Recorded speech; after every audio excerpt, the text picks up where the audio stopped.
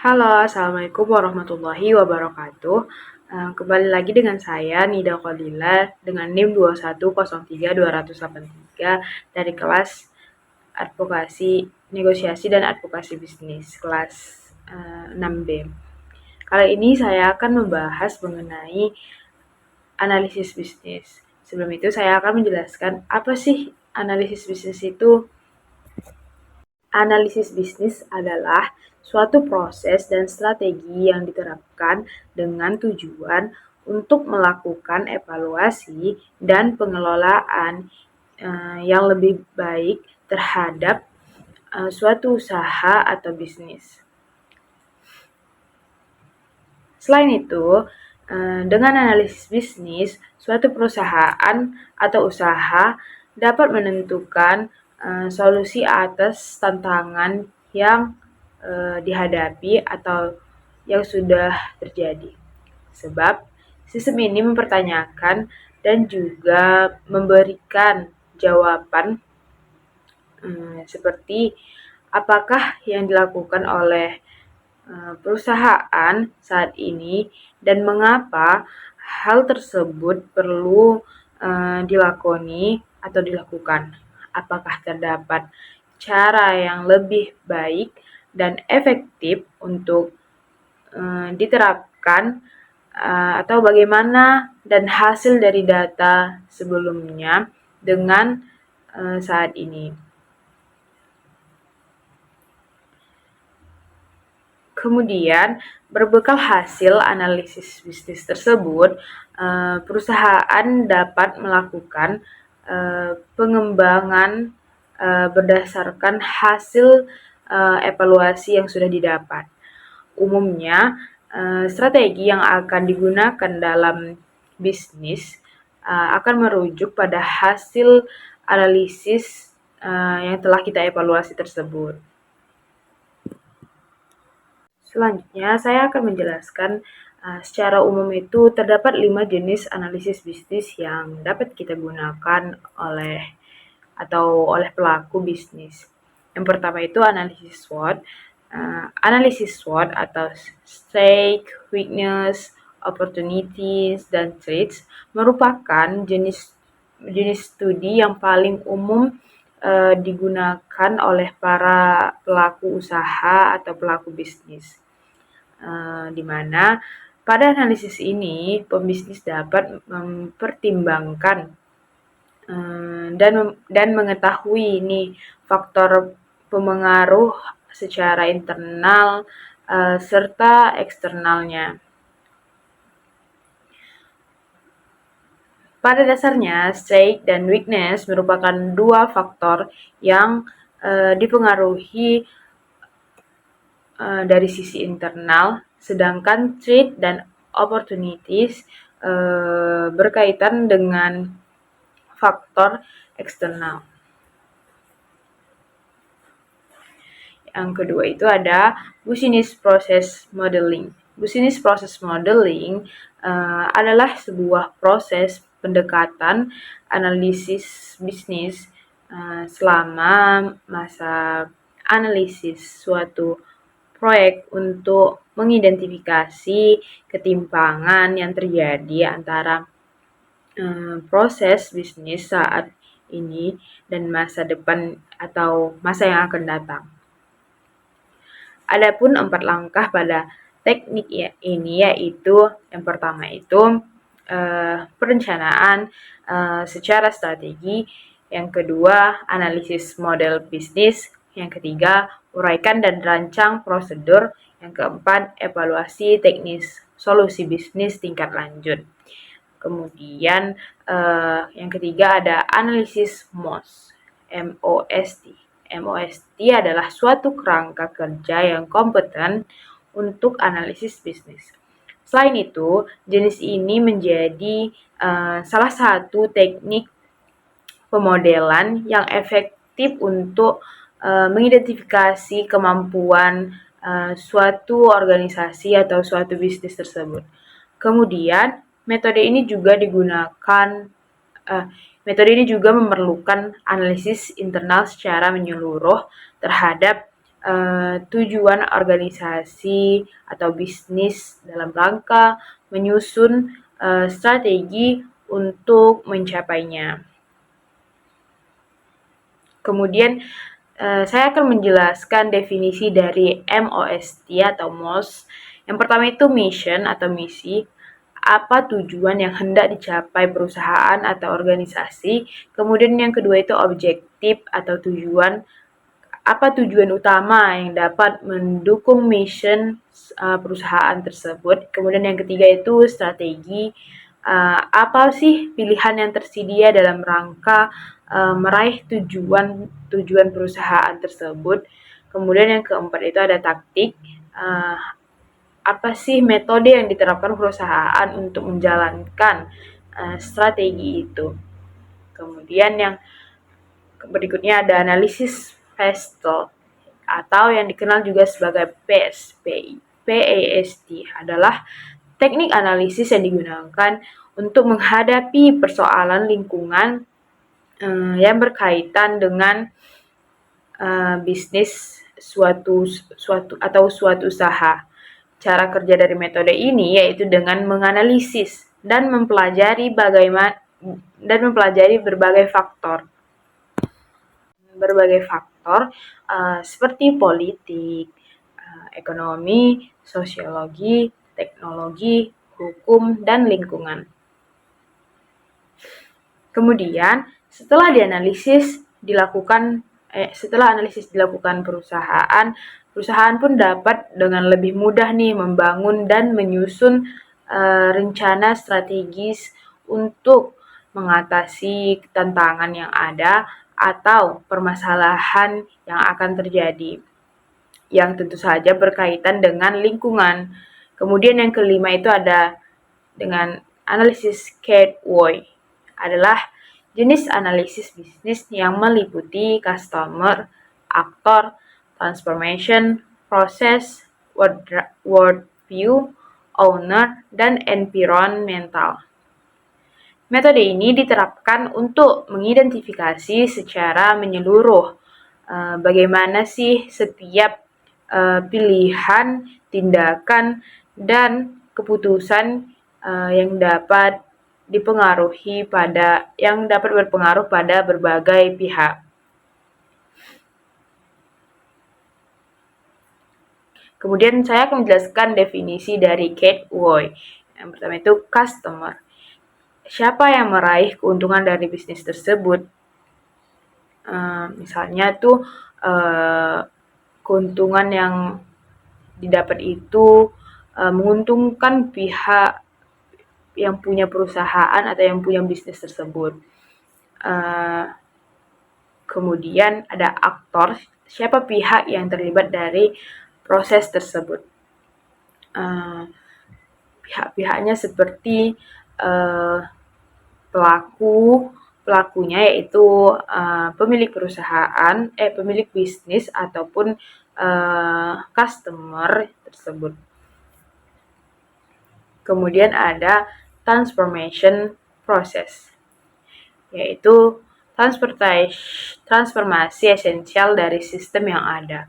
Kemudian ada worldview, yaitu melihat bagaimana situasinya secara keseluruhan dan dampaknya.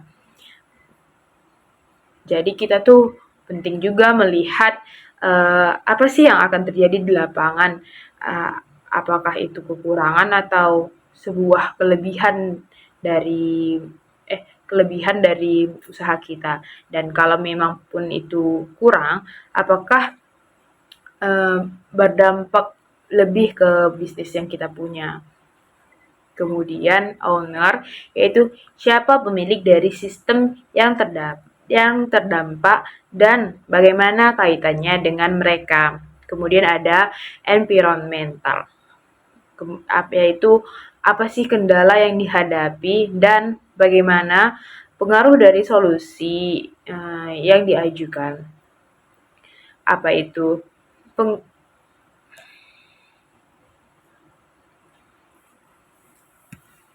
kita masuk ke materi apa itu penggerak bisnis. Sebelum itu saya akan menjelaskan tentang Apa sih penggerak bisnis tersebut? Penggerak bisnis adalah masukan dan aktivitas utama yang mendorong hasil operasional dan keuangan suatu bisnis atau sebuah usaha yang kita miliki. Contoh umum dari pendorong bisnis adalah tenaga penjualan, jumlah toko, lalu lintas situs web, jumlah dan harga produk yang dijual atau yang kita tawarkan, unit produksi, dan lain sebagainya. Untuk membuat pilihan internal mengenai strategi bisnis atau membangun model keuangan untuk menilai perusahaan, penting untuk mendapatkan pemahaman yang kuat atau lebih tentang pendorong utama bisnis atau usaha yang kita miliki itu. Contoh penggerak bisnis yaitu faktor pendorongnya sangat bervariasi menurut industri, namun semuanya dapat ditentukan menggunakan jenis analisis permasalahan yang sama. Ada beberapa daftar pendorong bisnis yang umum yang biasa dijelaskan. Yang pertama itu jumlah toko atau lokasi, kemudian ukuran rata-rata yaitu kaki persegi atau per lokasi ukurannya. Kemudian jumlah produk yang terjual yang dihitung per volumenya, kemudian harga produk atau jasa yang dijual, kemudian jumlah tenaga penjualan atau tenaga kerja. Kemudian efektivitas tenaga penjualan, kemudian ada volume lalu lintas ke situs web, kemudian tingkat konversi lalu lintas ke situs web, ada juga tingkat produksi untuk manufaktur, kemudian yang ke-10 itu ada tingkat efisiensi dan waktu henti, kemudian ada biaya, energi dan listrik, sewa ruang kantor, gaji dan upah per karyawan, baik itu per jam, per hari, per minggu, per bulan, kemudian ada komisi, biaya, dan biaya penjualan lainnya. Kemudian ada nilai tukar mata uang asing, harga komoditas misalnya minyak, tembaga, pulp, karet, dan lain sebagainya. Kemudian bagaimana sih menentukan apa yang menjadi pendorong bisnis penggerak berdampak pada semua aspek keuangan bisnis. Yaitu ada pendapatan, pengeluaran, dan biaya modal. Dalam mengidentifikasi apa yang menjadi pendorong utama pentingnya untuk melakukan jenis analisis penyebab utama.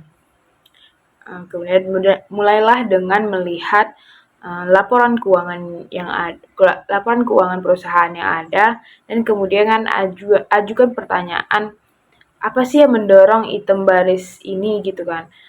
Mari kita ambil pendapatan sebagai contoh. Misalnya untuk perusahaan retail fisik, misalnya perusahaan pakaian yoga. Apa yang mendorong pendapatan dari item tersebut? Kemudian volume produk yang terjual dikalikan dengan harga rata-rata. Kemudian apa yang mendorong volume yang ada, dan jumlah produk dan jumlah tenaga kerja, tenaga penjualan. Kemudian apa yang mendorong jumlah tenaga penjualan bisa terjadi. Kemudian jumlah toko dan ukuran toko itu harus dihitung. Kemudian apa yang mendorong jumlah toko tersebut menjadi banyak atau cuma sedikit. Ini adalah penggerak bisnis inti. Ini adalah keputusan operasional dan modal untuk membuka lebih banyak toko atau tidak ada yang mendahuluinya. Jadi dengan strategi ini kita dapat menganalisis nih bagaimana bisnis kita, apakah dapat dibuka cabang lain atau toko lain atau hanya satu bisnis tersebut saja tanpa ada cabang di mana-mana, atau bahkan mungkin bisa jadi bisnis kita itu dapat bangkrut atau gulung tikar. Kemudian itu jumlah toko merupakan salah satu pendorong utama bisnis ini. Nah, kalau toko kita banyak, pasti orang-orang juga banyak nih peluangnya untuk datang. Namun juga harus diperkirakan apakah karena toko kita banyak itu bisa nggak sih untuk menarik pelanggan, atau karena sudah banyak jadi mereka tidak lagi mau karena sudah terlalu biasa. Jadi semestinya kita jika mempunyai bisnis usahakan memiliki inovasi yang kreatif untuk mendorong keberlangsungan suatu usaha yang kita miliki. Nah, proses yang sebelumnya saya jelaskan itu harus diulangi setiap item baris pada masing-masing 3 laporan keuangan yang ada. Kemudian setelah selesai, ambil daftar driver dan tentukan mana yang paling penting untuk menjadi fokus kita pada perusahaan tersebut. Hal-hal inilah yang akan berdampak pada bidang utama bisnis dan mempunyai pengaruh terbesar terhadap hasil dari bisnis yang kita miliki tersebut. Kemudian memantau dan meningkatkan kinerja bisnis. Setelah pendorong bisnis yang paling penting telah diidentifikasi atau menggunakan proses yang sebelumnya saya jelaskan, penting untuk memantau hasil bisnis dan membuat keputusan strategis untuk meningkatkan kinerja di masa depan. Melanjutkan contoh yang telah saya sebutkan tadi, kemudian setelah jumlah toko diidentifikasi sebagai pendorong bisnis utama, penting untuk melacak metrik tersebut beserta ukuran setiap toko, jumlah tenaga penjualan per toko, volume dan harga produk per toko, dan akhirnya pendapatan. Dengan melacak semua angka-angka ini akan dimungkinkan untuk memantau seberapa efektif sih strategi penambahan toko baru dibandingkan dengan faktor pendorong lain seperti penambahan tenaga penjualan, kenaikan harga, atau penyediaan inventaris yang lebih beragam. Melaporkan penggerak bisnis. Kemudian kita masuk melaporkan penggerak bisnis bagi profesional manapun yang bekerja di bidang perencanaan dan analisis keuangan atau FP&A. Sebagian besar pekerjaan adalah melaporkan pendorong bisnis utama dengan bagan, grafik, dan tabel. Setelah data dikumpulkan, maka tugas analisis keuangan adalah menyajikannya dengan cara yang mudah dipahami. Metode yang populer adalah metode membuat dashboard yang merangkum metrik utama dan membantu para eksekutif dan pengambilan keputusan utama memvisualisasikan apa yang terjadi di dalam sebuah bisnis tersebut. Tangkapan layar yang sudah saya jelaskan tadi berasal dari bisa dilihat di materi yang sudah diberikan oleh dosen saya mengenai grafik, yang dimana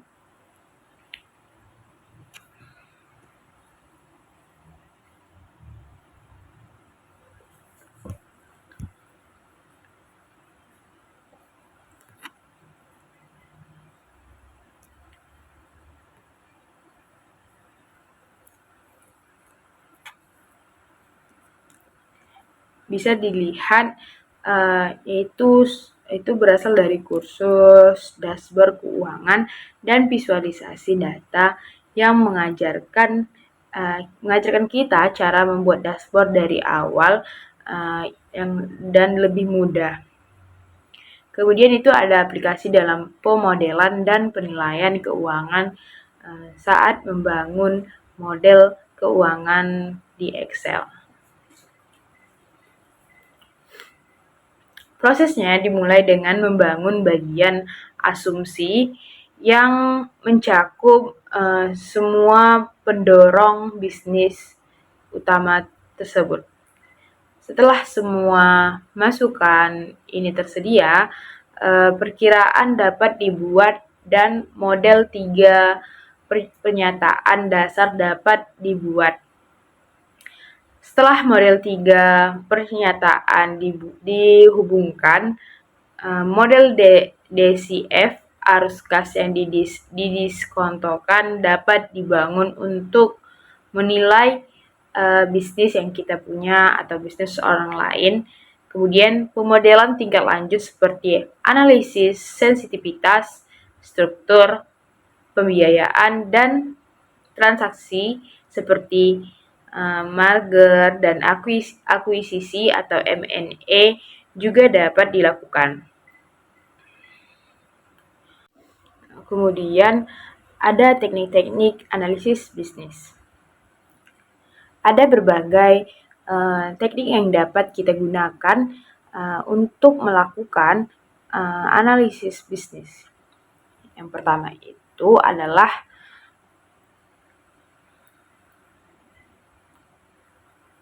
wawancara. Wawancara adalah teknik yang digunakan untuk mengumpulkan informasi dari pemangku kepentingan bisnis, seperti karyawan, pelanggan, dan pemasok. Kemudian yang kedua itu ada kuesioner. Kuesioner adalah teknik yang digunakan untuk mengumpulkan data dari sejumlah besar orang. Kemudian yang ketiga itu analisis data. Analisis data adalah teknik yang digunakan untuk menganalisis data untuk mengidentifikasi pola dan tren. Kemudian yang keempat itu ada pemodelan. Pemodelan adalah teknik yang digunakan untuk membuat model bisnis yang dapat digunakan untuk memprediksi hasil. Kemudian ada proses analisis bisnis.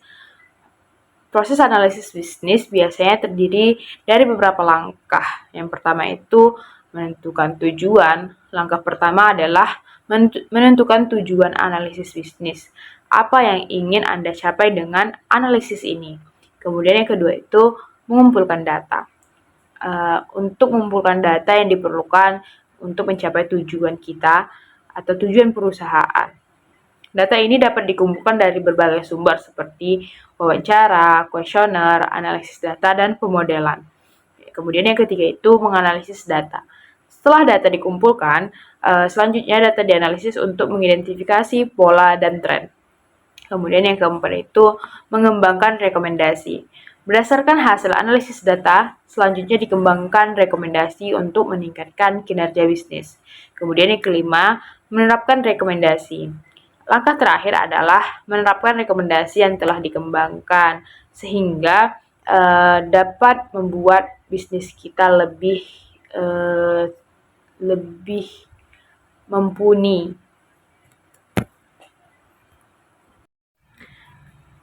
Jadi, analisis bisnis merupakan sebuah proses penting yang digunakan untuk mengevaluasi dan memahami berbagai aspek suatu bisnis.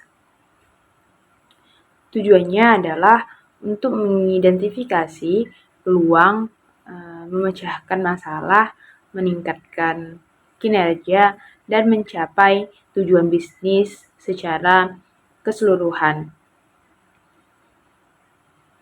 Analisis bisnis dapat diterapkan pada berbagai jenis organisasi, mulai dari perusahaan kecil hingga multinasional, dan di berbagai industri.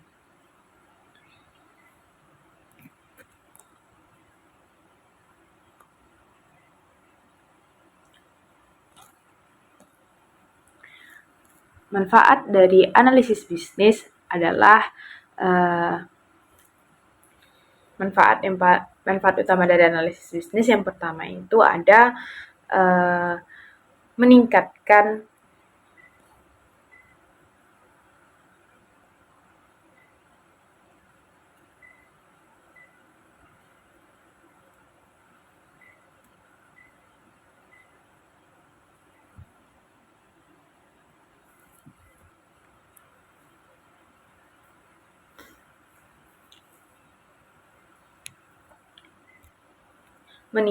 pengambilan keputusan.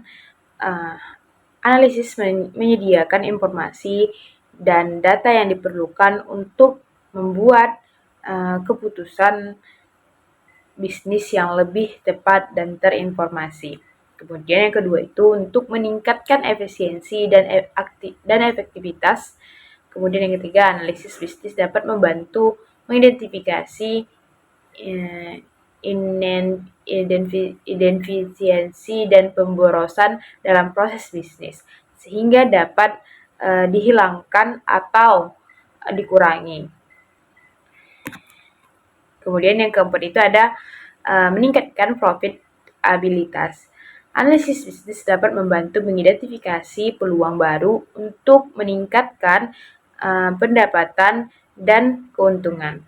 Kemudian yang kelima itu meningkatkan kepuasan pelanggan. Analisis bisnis dapat membantu memahami kebutuhan dan keinginan pelanggan, sehingga produk dan layanan yang ditawarkan dapat ditingkatkan. Kemudian ada mengurangi resiko. Analisis bisnis dapat membantu mengidentifikasi dan menilai resiko yang dihadapi bisnis, sehingga dapat diambil langkah-langkah untuk mengurangi resiko yang terjadi. Ada keterampilan dan keahlian. Keterampilan yang dibutuhkan dalam analisis bisnis ini seperti keterampilan pemecahan masalah, keterampilan analitis, dan keterampilan komunikasi. Kemudian kurangnya keahlian untuk menemukan analisis bisnis yang memiliki semua keterampilan yang dibutuhkan. Kemudian perkembangan profesional, analisis bisnis perlu mengikuti perkembangan terbaru dalam industri mereka dalam bidang analisis bisnis. Kemudian biaya, yang kelima itu ada biaya. Biaya alat dan teknologi yang diperlukan untuk melakukan analisis bisnis itu bisa mahal. Kemudian biaya konsultasi dalam memperkerjakan konsultasi bisnis untuk melakukan analisis bisnis ini bisa mahal. Kemudian biaya pelatihan karyawan, yang mana karyawan butuh dilatih untuk menggunakan alat dan metodologi analisis bisnis. Kemudian ada beberapa cara untuk mengatasi tantangan dalam analisis bisnis. Yang pertama itu gunakan data yang berkualitas tinggi. Pastikan data yang kita gunakan untuk analisis akurat, lengkap, dan terkini. Kemudian yang kedua itu komunikasi secara efektif. Komunikasikan hasil analisis bisnis yang sudah didapat kepada pemangku kepentingan secara jelas dan ringkas. Kemudian libatkan pemangku kepentingan dalam proses analisis bisnis sejak awal. Dan gunakan alat dan teknologi yang tepat untuk membantu kita melakukan analisis bisnis. Kemudian dapat berinvestasi dalam pengembangan profesional. Investasikan dalam pengembangan profesional analisis bisnis yang kita miliki. Tantangan dalam analisis bisnis. Analisis bisnis ini meskipun bermanfaat, namun memiliki beberapa tantangan yang harus dihadapi. Biasanya ada beberapa tantangan umum. Yang pertama itu ketersediaan dan kualitas data. Biasanya itu kekurangan data. Data yang kita perlukan untuk analisis mungkin tidak tersedia atau tidak lengkap. Kemudian kualitas data yang buruk, data yang tersedia mungkin tidak akurat, tidak konsisten, atau ketinggalan zaman. Kemudian masalah integrasi data. Data dari berbagai sumber mungkin sulit untuk diintegrasikan dan dianalisis. Kemudian yang kedua itu ada keengganan terhadap perubahan. Perubahan mindset karyawan mungkin enggan untuk menerima perubahan yang direkomendasikan oleh analisis bisnis. Ketakutan akan kehilangan pekerjaan, karyawan mungkin takut bahwa analisis bisnis akan mengarah pada otomatisasi atau pemutusan hubungan kerja. Kemudian ada kurangnya komunikasi antar analisis bisnis dan pemangku kepentingan lainnya yang dapat menyebabkan resistensi terhadap perubahan. Kemudian ada kompleksitas bisnis. Bisnis yang kompleks dengan banyak proses dan sistem yang berbeda mungkin sulit untuk dianalisis. Kemudian perubahan yang cepat. Bisnis yang berubah dengan cepat mungkin sulit untuk dianalisis secara akurat. Kemudian ada faktor eksternal seperti perubahan ekonomi atau peraturan dapat mempengaruhi hasil analisis bisnis.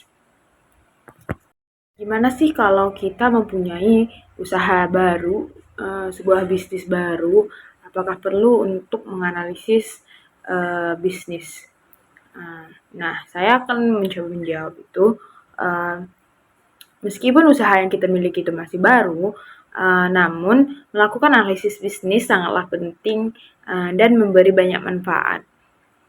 Yang pertama, ada beberapa alasan pentingnya untuk kita sebagai pembisnis baru atau bisnis yang kita punya itu masih baru, sehingga harus diperlukan analisis bisnis. Yang pertama itu memahami pasar dan peluang. Analisis pasar membantu kita memahami tren pasar, target konsumen, dan persaingan. Kemudian, identifikasi peluang untuk menemukan celah pasar yang belum terlayani dan peluang untuk mengembangkan produk atau layanan baru. Kemudian, membuat keputusan strategis dalam memandu pengambilan keputusan tentang produk, harga, pemasaran, dan operasi bisnis yang kita punyai. Kemudian yang kedua, meningkatkan efisiensi dan efektivitas. Mengidentifikasi inefisiensi, menemukan proses yang tidak efisiensi dan area yang dapat diperbaiki untuk menghemat biaya dan waktu. Kemudian meningkatkan produktivitas atau mengoptimalkan alur kerja dan meningkatkan produktivitas karyawan. Kemudian membuat keputusan yang tepat dalam memilih strategi yang paling efektif untuk mencapai tujuan bisnis yang kita punya. Kemudian yang ketiga, mengurangi resiko. Mengidentifikasi ancaman dalam menemukan potensi resiko yang dapat mempengaruhi bisnis yang kita punya. Kemudian mengembangkan rencana kontingensi dalam menyusun rencana untuk mengatasi resiko dan meminimalkan dampak negatifnya. Kemudian meningkatkan ketahanan bisnis yang dapat membuat bisnis yang kita punya lebih kuat dan siap menghadapi tantangan. Kemudian yang keempat, memperkuat pertumbuhan, di mana menetapkan tujuan yang jelas dalam bisnis yang smart atau specific, measurable, achievable, relevant, and time-bound.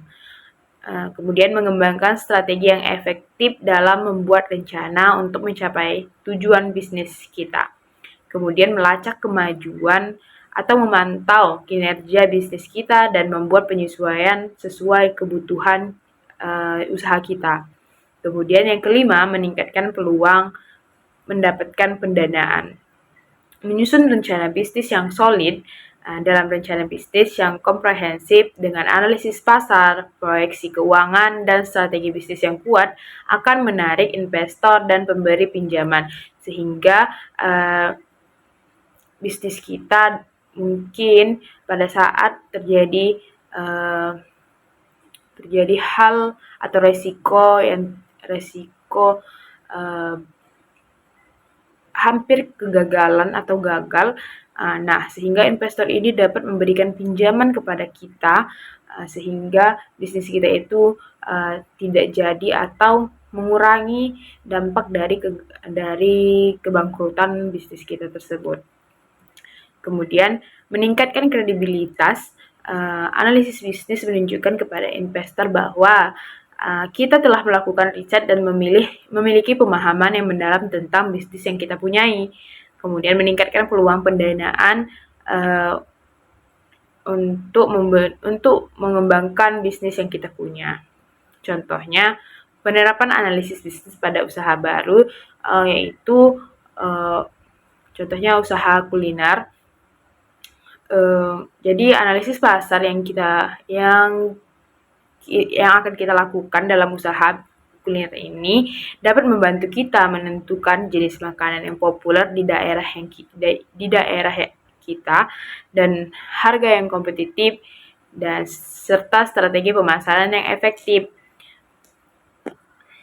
Ada juga contoh penerapan analisis bisnis pada usaha toko online, di mana kita dapat menggunakan atau mengidentifikasi kekuatan dan kelemahan toko online kita dengan menggunakan analisis SWOT. Sehingga kita tahu nih apa saja kekuatan dan kelemahan serta ancaman dan peluang pada pasar e-commerce atau usaha toko online yang kita miliki. Dalam analisis bisnis ada penggerak bisnis. Penggerak bisnis adalah masukan dan aktivitas utama yang mendorong hasil operasional dan keuangan suatu bisnis. Contoh umum dari pendorong bisnis adalah tenaga penjualan, jumlah toko, lalu lintas situs web, jumlah dan harga produk yang dijual, unit produksi, dan lain sebagainya. Untuk membuat pilihan internal mengenai strategi bisnis atau membangun model keuangan untuk dalam analisis bisnis ada proses bisnis. Proses bisnis adalah serangkaian tugas atau aktivitas bisnis yang dijalankan secara terstruktur, terorganisir, dan saling berkaitan untuk mencapai tujuan perusahaan. Aktivitas yang dilakukan tentu akan berkaitan dengan pembuatan atau pengembangan produk bisnis. Dalam serangkaian proses bisnis ini, sejumlah peran dan posisi memiliki tugas yang berbeda-beda, namun tetap untuk mencapai tujuan bersama. Tahapan proses bisnis juga akan terjadi secara berulang-ulang dan akan dioptimalkan seiring berjalannya waktu dengan standar yang ada. Ada beberapa fungsi dalam proses bisnis. Yang pertama itu membantu manajemen atau pihak SDM. Membantu manajemen atau pihak SDM perusahaan untuk mengidentifikasi permasalahan dan menemukan solusinya selama berjalannya proses bisnis tersebut. Kemudian yang kedua, menjadi indikator penting bagi konsumen untuk mengetahui kapan proses bisnis akan dimulai dan diakhiri atau berkelanjutan. Kemudian yang ketiga, menjadi pedoman bagi karyawan perusahaan terkait tugas dan perannya dalam membantu mencapai tujuan bisnis. Dan keempat, kemudian ada manfaat proses bisnis. Yang pertama itu meminimalisir risiko dan pengeluaran. Kedua, meningkatkan efisiensi. Ketiga, fokus pada pelanggan. Keempat, mengurangi human error. Kelima, adaptif terhadap perkembangan teknologi. Keenam, manajemen waktu yang lebih baik. Kemudian ada jenis-jenis proses bisnis. Proses yang pertama itu proses primer, di mana proses bisnis ini yang terkait kegiatan operasional operasional perusahaan. Terdapat tiga tahap yaitu produksi, pemasaran, dan pelayanan pelanggan. Kemudian ada yang kedua, proses sekunder, di mana aktivitas yang dilakukan tidak untuk menambah nilai melainkan mempersiapkan lingkungan. Proses sekunder tetap harus berpedoman dan sesuai dengan operasional perusahaan. Kemudian yang ketiga, proses manajemen, di mana melibatkan aktivitas pengawasan atau pemantauan terhadap standar dan tujuan untuk memastikan proses primer dan sekunder berjalan efisien serta efektif. Selain itu, proses manajemen berfungsi untuk mengatur bisnis melalui perencanaan taktis, operasional, dan strategis.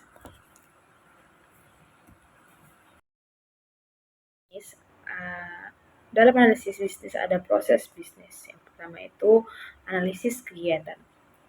Tahapan proses bisnis adalah melakukan analisis untuk mengidentifikasi tugas atau aktivitas apa saja yang perlu dilakukan dalam periode tertentu. Penting untuk memastikan analisis telah dilakukan dengan tepat sehingga sesuai dengan tujuan dan kebutuhan perusahaan. Kemudian yang kedua, pengambilan keputusan. Setelah mengetahui apa saja yang perlu dilakukan, tahapan proses bisnis selanjutnya adalah membuat dan mengambil keputusan. Hal ini biasanya berkaitan dengan penentuan biaya operasional, proses dan pembagian peran untuk kelancaran aktivitasnya. Kemudian yang ketiga, implementasi. Tahapan pelaksanaan mengacu pada implementasi rencana atau strategi yang telah disusun di tahap sebelumnya. Dengan demikian, rencana yang dibuat tidak hanya menjadi wacana. Kemudian yang keempat ada evaluasi. Perbaikan yang dilakukan tentu diperoleh dari adanya evaluasi, baik secara parsial maupun holistik.